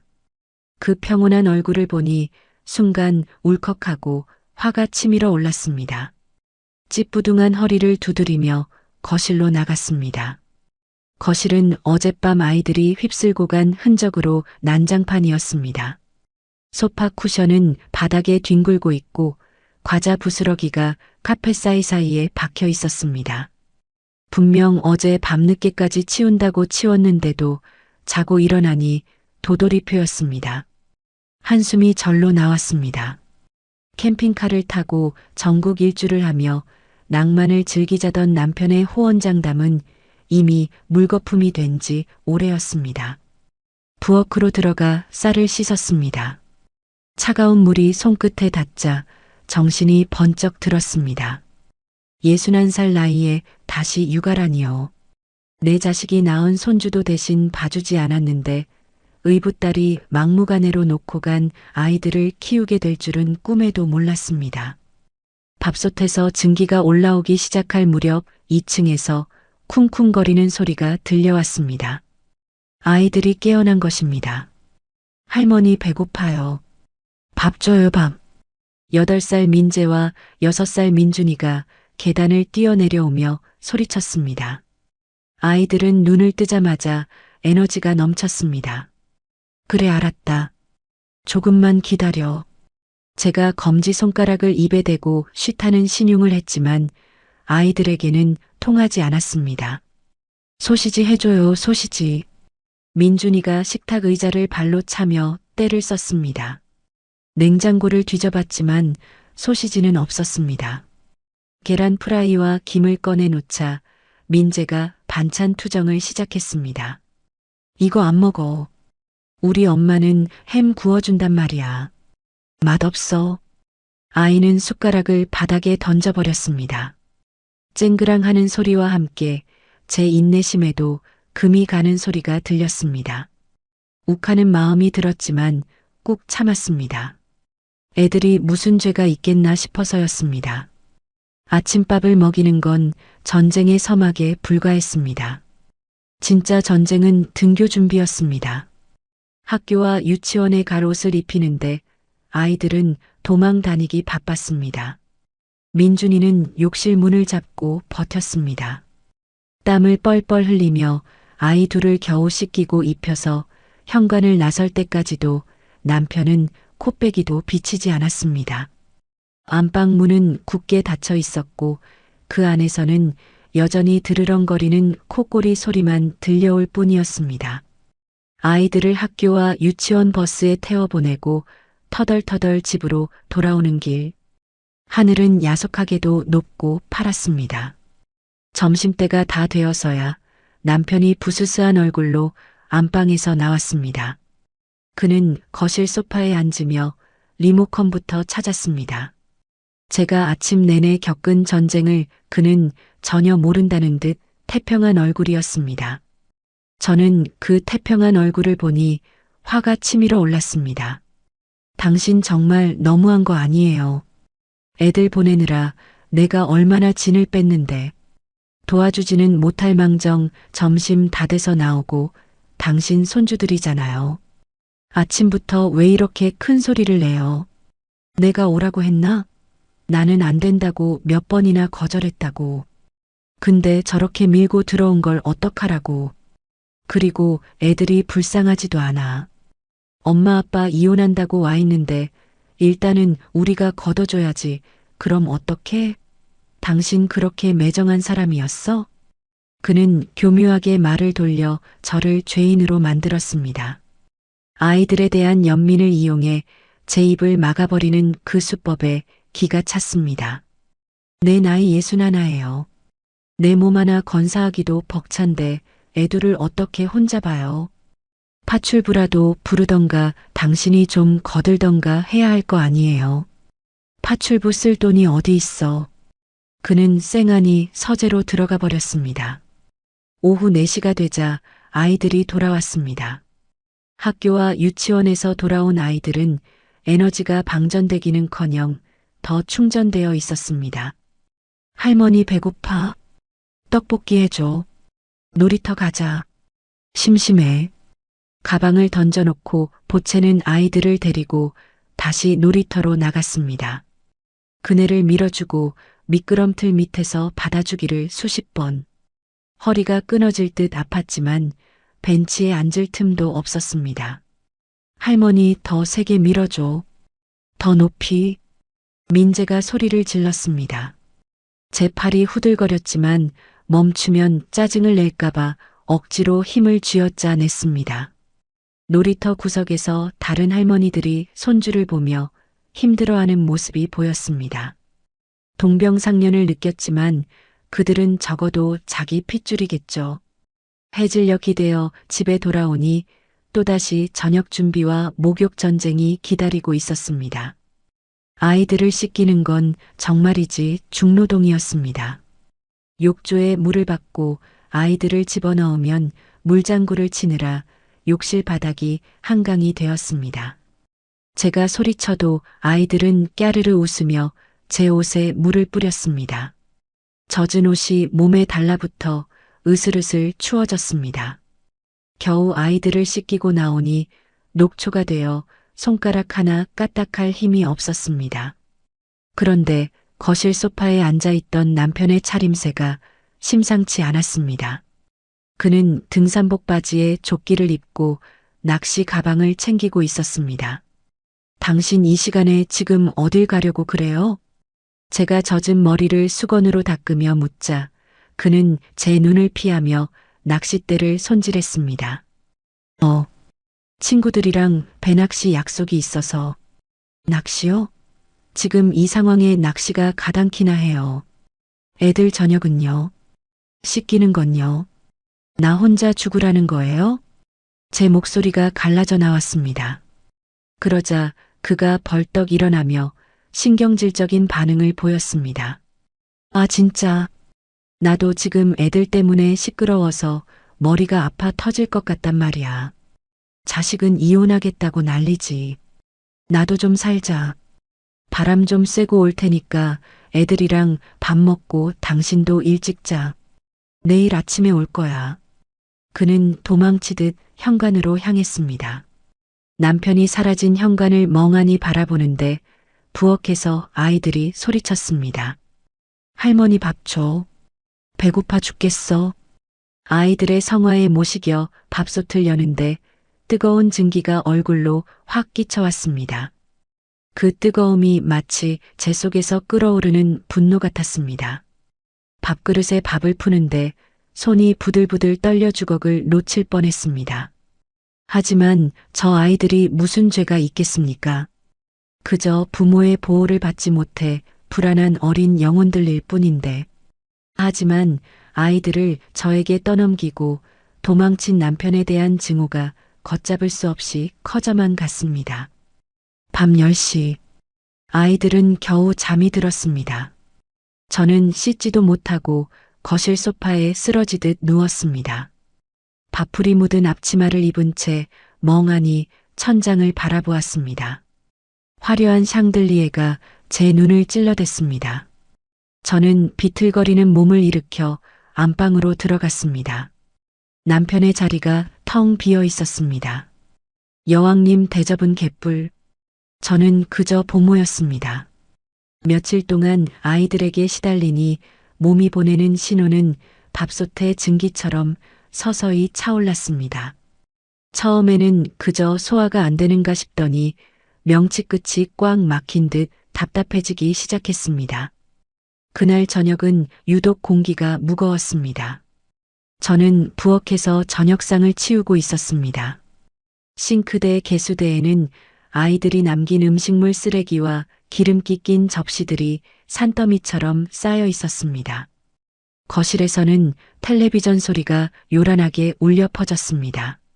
남편은 소파 한가운데 대자로 누워 뉴스를 보고 있었고 아이들은 그 옆에서 장난감 칼싸움을 하며 소리를 질러댔습니다. 아이들의 비명과 웃음소리가 뒤섞여 고막을 찔러댔습니다. 평소 같으면 시끄럽다고 한마디 했을 남편도 오늘은 기분이 좋은지 아이들 엉덩이를 토닥거리며 방관하고 있었습니다. 그 평화로워 보이는 지옥 풍경을 바라보는데 갑자기 위장이 뒤틀리는 듯한 통증이 느껴졌습니다. 저도 모르게 짧은 신음이 새어나왔습니다. 누가 뱃속에 손을 집어넣어 내장을 쥐어짜는 것 같은 고통이었습니다. 저는 젖은 행주를 쥔 채 식탁 모서리를 잡고 주저앉았습니다. 눈앞이 하얗게 전멸했습니다. 숨을 들이마시려는데 숨이 쉬어지지 않았습니다. 명치부터 시작된 통증은 등판을 뚫고 나올 기세로 퍼져나갔습니다. 식은땀이 비오듯 쏟아졌습니다. 다리에 힘이 풀려 바닥으로 스르르 무너져 내렸습니다. 차가운 부엌 타일 바닥에 뺨이 닿았습니다. 그 냉기가 오히려 시원하게 느껴질 정도로 온몸이 불덩이 같았습니다. 여보, 여보. 저는 쥐어짜는 목소리로 남편을 불렀습니다. 하지만 텔레비전 소리와 아이들의 괴성에 묻혀 제 목소리는 거실까지 닿지 않았습니다. 시야가 흐릿해지는 와중에도 거실의 풍경은 너무나 선명하게 들어왔습니다. 저는 있는 힘을 위에 있던 냄비를 밀쳐 떨어뜨렸습니다. 스테인리스 냄비가 바닥을 구르는 소리가 요란하게 울렸습니다. 그제야 거실의 소음이 뚝 멈췄습니다. 남편이 고개를 들어 부엌 쪽을 바라보았습니다. 여보 설거지하다 말고 왜 그래? 제가 대답 없이 끙끙 앓는 소리만 내자 그제야 몸을 일으켜 부엌으로 다가왔습니다. 왜 그래? 어디 아파? 쟤했어? 아까 급하게 먹더니만. 그는 제 옆에 쭈그리고 앉아 제 어깨를 툭툭 쳤습니다. 그 손길에는 걱정이 담겨 있지 않았습니다. 너무 아파요. 배가 끊어질 것 같아요. 119, 119 좀 불러줘요. 제가 고통에 일그러진 얼굴로 애원했습니다. 식은땀으로 젖은 제 머리카락이 얼굴에 들러붙어 있었습니다. 119는 무슨, 그냥 체한 거 가지고 손 따고 소화제 먹으면 나아. 당신 꾀병 부리는 거 아니야. 애들 보기 싫어서. 그 말이 제 귀를 의심케 했습니다. 꾀병이라니요. 사람이 죽을 것 같아 쓰러져 있는데 남편이라는 작자가 할 소리입니까? 서러움이 통증보다 더 날카롭게 가슴을 베고 지나갔습니다. 진짜 죽을 것 같다고요. 빨리 병원. 제 눈빛이 심상치 않다는 걸 느꼈는지 아니면 제 입술이 파랗게 질린 것을 그제야 본 것인지 남편의 눈동자가 흔들렸습니다. 진짜네. 식은땀 흘리는 것 좀 봐. 여보 정신 차려봐. 그는 당황해서 허둥지둥 제 몸을 흔들었습니다. 아이들이 쪼르르 달려와 제 주변을 둘러쌌습니다. 아이들은 겁에 질린 표정으로 제 얼굴을 내려다보았습니다. 남편은 119를 부르는 대신 저를 부축해 일으켰습니다. 내 차로 가. 얼른 일어나봐. 그는 저를 질질 끌다시피 하여 현관으로 데려갔습니다. 허리가 끊어질 듯한 고통 속에서도 저는 신발을 제대로 신을 수가 없었습니다. 남편은 구겨진 제 신발 뒤꿈치를 대충 펴주며 서둘러 저를 차에 태웠습니다. 그런데 문제는 아이들이었습니다. 할아버지, 나도 갈래. 집에 혼자 있기 싫어. 나도. 차 타고 갈래. 아이들이 막무가내로 차에 올라탔습니다. 아이들만 집에 놓고 갈 수도 없었고요. 뒷좌석에 탄 아이들은 병원에 간다는 사실이 그저 소풍이라도 가는 것처럼 들떠 보였습니다. 아, 진짜. 조용히 좀 해. 할머니 아픈 거 안 보여. 남편은 운전대를 잡고 시끄러운 아이들에게 한마디 했지만 그 말뿐이었습니다.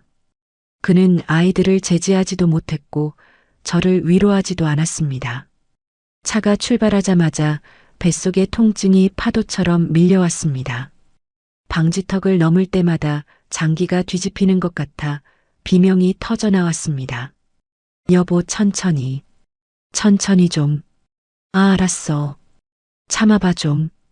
병원 다 왔으니까. 뒷좌석에서는 아이들이 게임기 소리를 켜놓고 떠들어댔습니다. 배를 부여잡고 웅크린 채 저는 창밖을 스쳐 지나가는 가로등 불빛을 바라보았습니다. 6년 전 남편을 보내고 혼자 남겨졌던 그 밤들이 떠올랐습니다. 외롭고 무서웠지만 적어도 그때는 저 자신이 주인인 삶이었습니다. 도어락 소리에 떨던 그 공포는 지금 겪고 있는 이 비참함에 비하면 아무것도 아니었습니다. 호랑이 굴을 피하려다 똥통에 빠진 격이었습니다.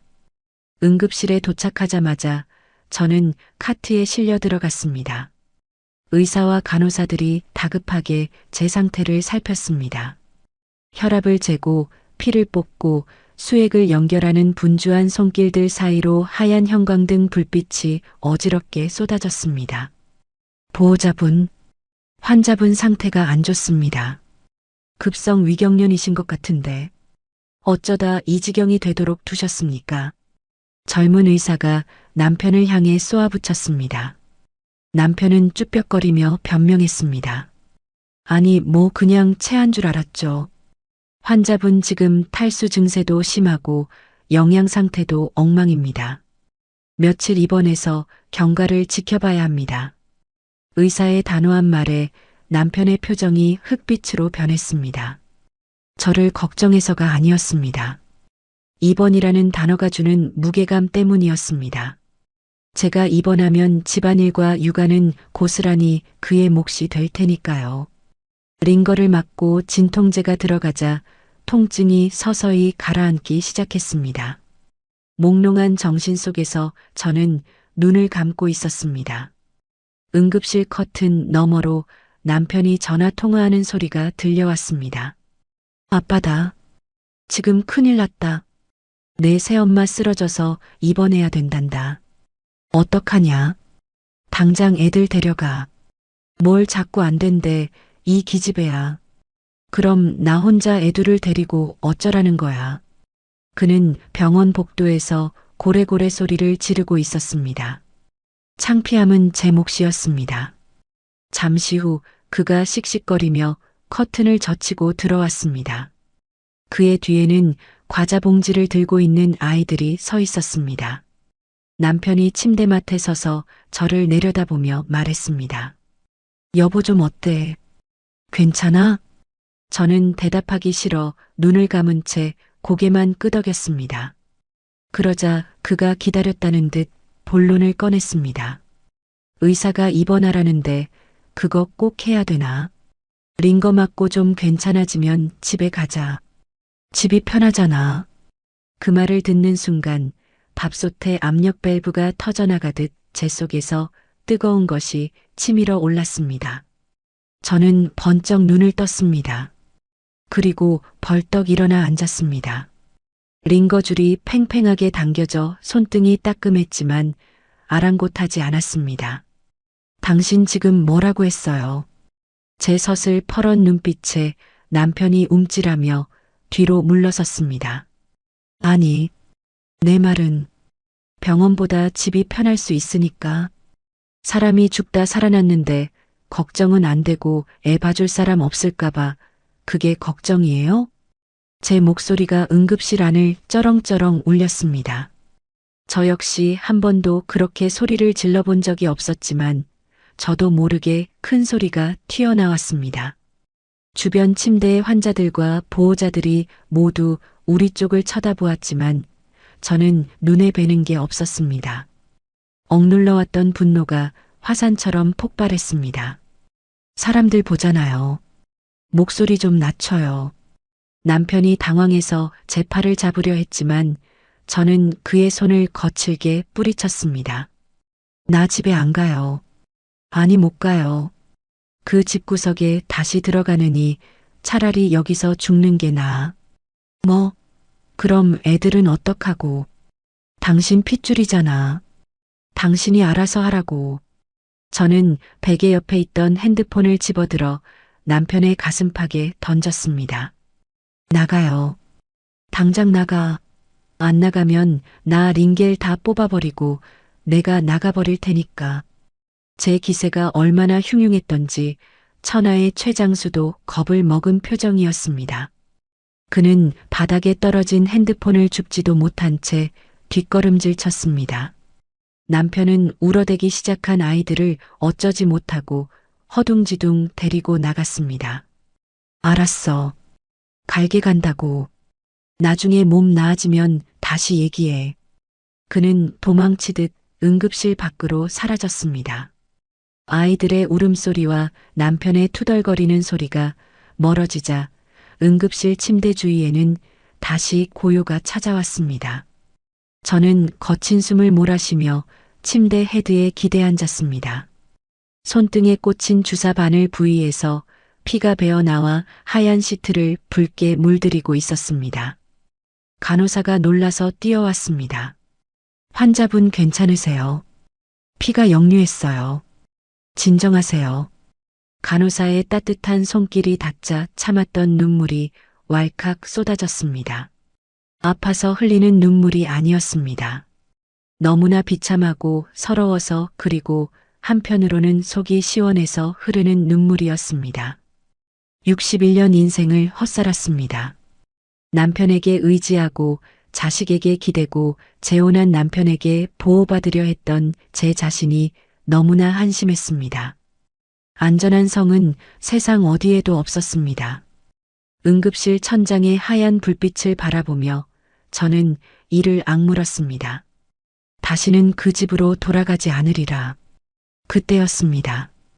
옆 침대의 하얀 커튼 자락이 스르륵 흔들렸습니다. 간호사가 혈압을 재러 온 모양이라 생각하고 급하게 눈가를 훔치며 고개를 돌렸습니다. 하지만 커튼 틈으로 모습을 드러낸 사람은 간호사가 아니었습니다. 환자복을 입고 링거 거치대를 지팡이 삼아 힘겹게 서 있는 한 남자였습니다. 헝클어진 머리카락, 핏기 없는 얼굴, 그리고 퀭한 눈동자. 저는 제 눈을 의심했습니다. 헛것을 보는 건가 싶어 눈을 비볐습니다. 하지만 그는 분명히 새벽마다 제 심장을 공포로 몰아넣었던 옆집 청년이었습니다. 그가 왜 여기에 있는 걸까요? 자세히 보니 그의 상태는 저보다 더 엉망이었습니다. 한쪽 팔에는 링거 바늘이 꽂혀 있었고 입술은 바짝 말라 있었습니다. 어르신 왜 여기 계세요? 그가 갈라진 목소리로 힘겹게 입을 열었습니다. 저는 경계심을 풀지 않은 채 침대 시트를 꽉 쥐고 물었습니다. 그쪽은 여기 왜? 저도 과로로 쓰러져서 실려왔어요. 도연은 링거대를 끌고 조심스럽게 제 침대 옆 간이의자에 앉았습니다. 그는 마치 죄인처럼 고개를 숙이고 있었습니다. 정말 죄송합니다, 어르신. 제가 그때는 너무 죄송했습니다. 그가 뜬금없이 사과를 했습니다. 저는 의아해서 그를 쳐다보았습니다. 문 두드리고 난동 부린 거요. 사실 제가 보안 시스템 개발자입니다. 이번에 맡은 프로젝트가 너무 어려워서 며칠 밤을 새우고 스트레스를 받으면 저도 모르게 술을 마시고 필름이 끊겨요.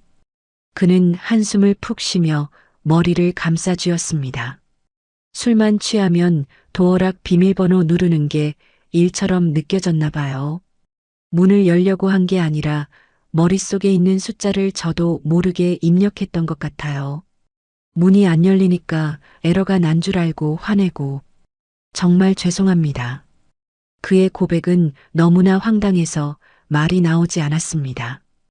밤마다 저를 공포에 떨게 했던 그 행동이 고작 술주정과 직업병의 합작품이었다니요. 저는 허탈한 웃음이 터져 나왔습니다. 별것 아닌 오해 때문에 저는 제 인생을 송두리째 뒤흔든 잘못된 선택을 하고 말았던 것입니다. 어르신 그때 너무 놀라셨죠? 신고하셔도 할 말 없습니다. 도연이 겁먹은 표정으로 저를 쳐다보았습니다. 저는 눈가에 고인 눈물을 닦으며 고개를 저었습니다. 아니에요. 화가 난 게 아니라 내 인생이 너무 코미디 같아서 그래요. 저는 그렇게 불과 몇 달 전에는 두려워했던 이 낯선 총각에게 제 속마음을 털어놓기 시작했습니다. 가족에게도 친구에게도 하지 못했던 부끄러운 이야기들을 말입니다. 총각이 무서워서 도망치듯 재혼한 이야기, 기사님인 줄 알았던 남편이 사실은 책임감 없는 폭군이었다는 이야기, 그리고 오늘 밤 겪은 비참한 사건까지 본물 터지듯 쏟아지는 제 하소연을 도연은 묵묵히 들어주었습니다. 때로는 혀를 차고 때로는 한숨을 쉬며 진심으로 제 이야기에 귀를 기울여 주었습니다. 제 이야기가 끝났을 때 도연의 표정은 분노로 일그러져 있었습니다. 그는 저보다 더 화를 내주었습니다. 남편도 자식도 들어주지 않았던 제 억울함을 이 생면부지의 옆집 청년이 공감해주고 있었습니다. 그 사실이 저에게는 큰 위로가 되었습니다. 어르신, 제가 주제넘은 소리일지 모르지만 한마디만 할게요. 도연이 진지한 눈빛으로 저를 똑바로 쳐다보았습니다. 어르신은 착한 게 아니라 호구 잡히신 거예요. 호구. 그 직설적인 단어에 머리를 한 대 얻어맞은 것 같았습니다. 가족이니까 남편이니까 참아야 한다고 생각하시죠. 천만에요. 참으면 병만 되고 상대방은 그게 권리인 줄 알아요. 오늘 보셨잖아요. 어르신이 쓰러져도 애볼 걱정부터 하는 거. 그게 무슨 가족입니까? 그의 말은 아팠지만 구구절절 옳은 말이었습니다. 싫은 소리 한 번 못하고 내 몫을 챙기기보다는 희생하는 것이 미덕이라고 배웠습니다. 하지만 그 결과가 이렇게 됐네요.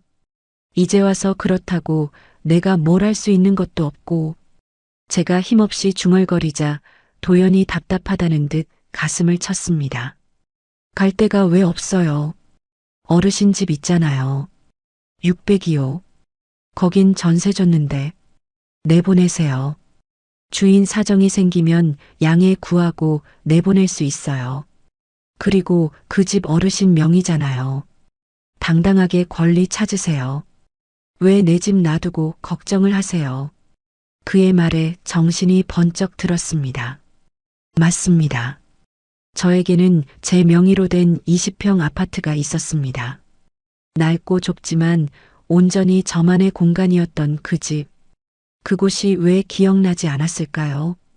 더 이상 그 집은 무서운 곳이 아니었습니다. 그리고 제가 죄송해서라도 앞으로는 절대 술 마시고 난동 안 부리겠습니다. 무슨 일 있으면 문 두드리세요. 제가 바로 달려갈 테니까. 도연이 씩 웃으며 말했습니다. 헬쑥한 얼굴이었지만 그 미소만큼은 100만 불짜리였습니다. 장수 씨의 허세 가득한 호언장담과는 다른 담백하고 진솔한 약속이었습니다. 꽉 막혀있던 가슴이 뻥 뚫리는 기분이었습니다. 묘한 연대감이 느껴졌습니다. 우리 둘 다 세상살이에 치이고 사람의 상처받아 이곳 응급실까지 흘러들어온 사람들이었지만 서로의 상처를 들여다보며 비로소 치유받고 있었습니다. 도연은 주머니에서 꾸깃꾸깃한 명함 한 장을 꺼내 제 손에 쥐어주었습니다. 이거 제 번호예요. 퇴원하시고 집에서 짐 뺄 때 무거운 거 있으면 부르세요. 제가 가서 짐꾼 노릇이라도 할게요. 고마워요, 총각. 정말 고마워요. 저는 명함을 소중하게 쥐었습니다. 종이 한 장의 무게가 천근만근처럼 묵직하게 느껴졌습니다. 그것은 단순한 명함이 아니라 제2의 인생으로 가는 티켓 같았습니다. 도연은 간호사가 찾으러 오자 아쉬운 표정으로 일어났습니다. 어르신 꼭 탈출하세요. 원래 사시던 집에서 봬요. 응원할게요. 그는 주먹을 불끈 쥐어 보이고는 다시 링거대를 끌고 자신의 침대로 돌아갔습니다. 커튼이 닫히고 다시 혼자가 되었지만 더 이상 외롭지 않았습니다. 61살의 나이에 처음으로 가져보는 진짜 용기였습니다. 누군가에게 의지하기 위한 용기가 아니라 홀로 서기 위한 용기. 결심이 서자 몸도 마음도 가벼워졌습니다. 배의 통증도 씻은 듯이 사라진 것 같았습니다. 저는 밤새 잠들지 않고 계획을 세웠습니다. 다음 날 아침 의사가 회진을 돌 때 저는 단호하게 말했습니다. 선생님, 저 오늘 퇴원하겠습니다. 환자분 아직 안정이 필요하신데요. 수치도 다 안 돌아왔고요. 아니요. 저 멀쩡합니다. 이제 가서 할 일이 있거든요. 제 눈빛이 얼마나 결연했던지 의사도 더 이상 말리지 못했습니다. 저는 수납 창구에서 제 카드로 병원비를 계산했습니다. 병원 문을 나서자 찬란한 아침 햇살이 쏟아졌습니다. 택시 승강장으로 걸어가는 제 발걸음에는 거침이 없었습니다. 목적지는 장수 씨의 집이었습니다. 하지만 이번에는 보호받으러 들어가는 것이 아니라 전쟁을 끝내러 가는 길이었습니다. 택시가 언덕길을 올라 그 육중한 철문 앞에 멈춰 섰습니다. 불과 며칠 전까지만 해도 저를 지켜주는 든든한 성벽이라 믿었던 그 담벼락이 이제는 숨이 턱 막히는 교도소 담장처럼 보였습니다. 저는 택시비를 내고 차에서 내렸습니다. 병원에서 링거를 맞고 나온 직후라 다리가 조금 후들거렸지만 마음만은 그 어느 때보다 단단했습니다. 경쾌한 전자음과 함께 굳게 닫혀있던 철문이 열렸습니다. 마당에 들어서자 언제나 저를 향해 지저대던 shepherd 장군이가 계집 구석에 처박혀 기운 없이 엎드려 있는 모습이 보였습니다. 심호흡을 한번 크게 하고 현관문을 열었습니다. 여보, 나왔어요. 문이 열리자마자 보인 거실 풍경은 그야말로 가관이었습니다. 아이들이 어지르고 간 장난감과 과자 봉지들이 바닥에 뒹굴고 있었고 소파에는 입다 벗어 놓은 옷가지들이 널브러져 있었습니다. 그리고 그 한가운데 앉아 컵라면을 후루룩거리고 있는 남편 최장수가 보였습니다. 애들은요? 제가 묻자 그는 라면 국물을 마시며 대수롭지 않게 대꾸했습니다. 보냈어. 딸내미한테 데려가라고 했지. 내가 걔네들 등살에 못 이겨서 죽을 뻔했다니까. 당신 없으니까 집구석이 아주 엉망이야. 아이들을 감당하지 못해 결국 하루도 안 돼 쫓아냈으면서 그전에는 왜 보내지 않았을까요? 저에게 떠넘기려 했던 신부가 참으로 고약했습니다. 저는 저에게 뭐라 말해대는 그의 말을 무시하고 신발을 신은 채 거실을 가로질러 안방으로 들어갔습니다. 여보, 내 말 안 들려. 어디가? 등 뒤에서 남편이 고래고래 소리를 질렀지만 저는 들은 척도 하지 않았습니다. 안방에 들어가 장롱문을 활짝 열었습니다. 그리고 구석에 처박혀 있던 제 여행 가방을 꺼냈습니다. 이 집에 들어올 때 가져왔던 모든 것들을 챙겨 넣었습니다. 그때 남편이 씩씩거리며 방문을 열고 들어왔습니다. 당신 지금 뭐 하는 거야? 짐은 왜 싸? 시위하는 거야 뭐야? 그는 어이없다는 듯 허리에 손을 얹고 저를 노려보았습니다. 저는 가방을 세우고 그를 똑바로 올려다보았습니다. 시위라니요. 파업이에요. 뭐? 파업? 네. 나 이 집에서 나갑니다. 당신 손주들 뒤치다꺼리하는 유모 노릇도 이제 다 끝났어요. 제가 단호하게 말하자 남편의 얼굴이 불그락푸르락해졌습니다. 그는 콧방귀를 끼며 비웃었습니다. 허참, 기가 막혀서 당신이 나가서 어딜 가려고. 갈 데나 있어. 그 아파트 전세 줬다며. 지금 나가서 길바닥에 나앉기라도 하겠다는 거야 뭐야. 내가 이번 한 번은 넘어가 줄 테니까 다시 짐 풀러. 그는 여전히 상황 파악을 못하고 자신이 우위에 있다고 착각하고 있었습니다. 저를 갈 곳 없는 불쌍한 노인네 취급하는 그 오만함이 역겨웠습니다. 저는 가방 손잡이를 꽉 쥐고 그에게 다가갔습니다. 봐준다고요? 당신이 뭘 봐줘요? 내가 당신을 봐주고 있었던 거예요. 제 목소리가 점점 커지자 남편이 움찔하며 뒷걸음질 쳤습니다. 그리고 갈 데가 왜 없어요? 내 집이 있는데. 당신 집보다 작고 초라할지 몰라도 거긴 적어도 창살 없는 감옥은 아니네요. 세입자 내보내고 들어갈 거니까 걱정 마요. 그리고 이거. 저는 왼손 약지에 끼고 있던 결혼 반지를 뺐습니다. 다이아몬드가 박힌 꽤 비싼 반지였지만 지금 제 눈에는 족쇄로밖에 보이지 않았습니다. 반지를 식탁 위에 툭 던졌습니다. 반지가 유리 식탁 위에서 요란한 소리를 내며 굴러갔습니다. 이거 팔아서 파출부 쓰세요. 당신 밥은 당신이 해먹고 당신 손주는 당신이 키우라고요. 저는 짐 가방을 끌고 거실로 나갔습니다. 바퀴가 굴러가는 소리가 경쾌하게 들렸습니다. 남편이 당황해서 저를 따라 나왔습니다. 여보, 선자씨, 아니 왜 이래 진짜. 내가 잘못했어. 욱해서 그런 거잖아. 나 당신 없으면 안 돼. 그는 제 팔을 잡고 매달렸습니다. 사랑해서가 아니라 자신의 불편함을 해소해줄 도구가 사라지는 것에 대한 공포였겠죠. 그 비굴한 모습을 보니 일말의 미련조차 사라졌습니다. 저는 그의 손을 힘껏 뿌리쳤습니다. 이거 나요. 징그러우니까. 저는 뒤도 돌아보지 않고 현관문을 열었습니다. 마당을 가로질러 대문을 나서자 시원한 바람이 불어왔습니다. 이후의 일처리는 일사천리였습니다. 저는 일단 여동생 집으로 거처를 옮겼습니다. 뜬금없이 짐 싸들고 찾아온 언니를 보고 여동생은 기겁을 했지만 자초지종을 듣고는 박수를 치며 환영해 주었습니다. 잘했어 언니. 그 인간 아주 못 쓰겠네. 당분간 여기서 지내. 내가 맛있는 거 해줄게. 여동생의 따뜻한 밥상에 앉아 저는 오랜만에 마음 편한 식사를 했습니다. 눈칫밥이 아닌 진짜 밥이었습니다. 그리고 곧바로 세입자에게 전화를 걸었습니다.